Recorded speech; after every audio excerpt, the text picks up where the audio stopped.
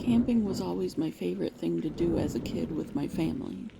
My parents would load the three of us kids in an RV and head out for another state park or hole-in-the-wall campground. They made it our family goal to visit as many campgrounds as possible, and we had a blast doing so. So when I graduated college, got married, and had kids of my own, I wanted to carry on the tradition. Only at first, my wife and I couldn't afford an RV, so the first few years we went tent camping. We waited until our kids were 3 and 5, so we weren't hauling a baby out into the woods in a tent, and so they could have fun. Our son, the 5-year-old, loved helping me set up the tent and gather firewood. So this particular day, we were setting up camp, and he was helping me pick up firewood in his teeny little arms. I always made it a point to praise him for doing such a great job, even during the trips back to camp where he only had 3 sticks in his hands. "Good job, bud. Now let's go back to finish getting the rest so we can start the fire for dinner," I said. "Okay, Daddy, but can I stay close to you? That old guy was weird," he said in his pouty voice. "What old guy, son? There was no one out there," I said, shaking my head. 5-year-olds sure had active imaginations, especially when camping in the woods. "Yeah, there was. Didn't you see him? He was tall and his clothes were dirty, and he had a cut on his head," he said. "Okay, well, you just stick by me. If the old guy tries anything, I'll chop him down like a tree with my axe," I said, swinging the small axe I had in my hand, laughing. We gathered another load of firewood and headed back to wash up and help my wife prepare dinner. We both believed it was important to teach both of our kids all things, regardless of their gender or traditional gender roles. We treated our marriage as a partnership. We worked together to complete everything we could, unless one of us was sick or gone for some reason. While our son was washing his hands and getting the tomatoes and bag of salad mix out of the cooler for us, I told my wife about our conversation about the supposed old man in the woods. "That boy has such an active imagination, I swear. Last week he told me he could tell I'm pregnant. Well, he said, 'There's 3 babies in your tummy, Mommy. I can see them.'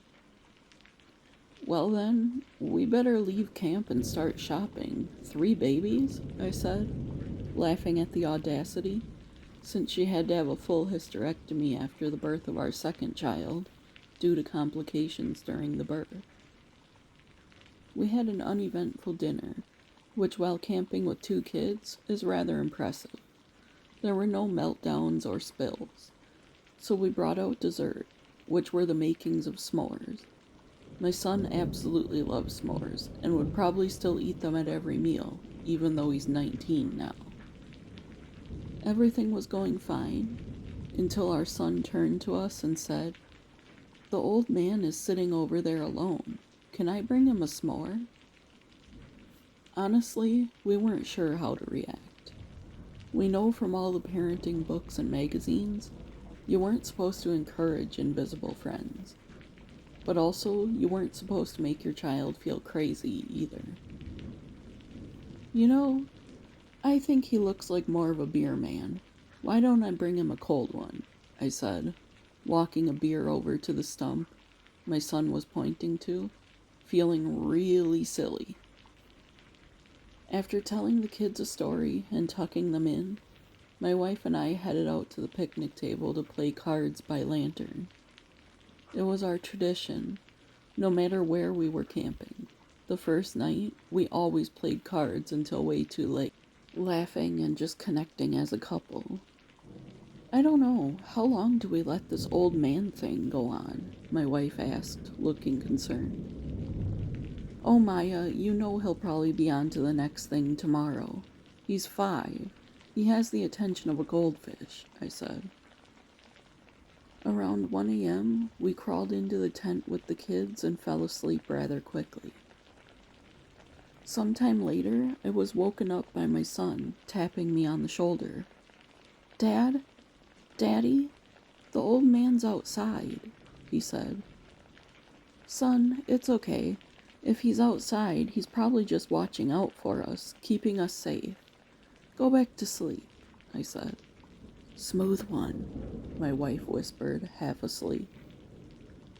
"But he looked mad earlier, Daddy," he said, pouting.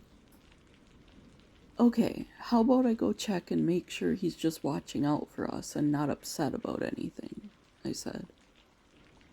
I can't believe I'm reasoning with a 5-year-old at 1:30 in the morning, I thought to myself. When I stepped outside, I screamed, which, looking back, I wish I'd been able to control, because I'm sure it didn't help my kids calm down, hearing their dad scream like a schoolgirl. There he was, the old man my son had described earlier. Really tall, probably 6'3", and his clothes were torn and dirty. It was dark, but the moonlight was bright, and I could see the head wound my son mentioned. "Sir, can I help you?" "Sorry to scream, but I wasn't expecting anyone to be out here," I said, sounding as normal as possible.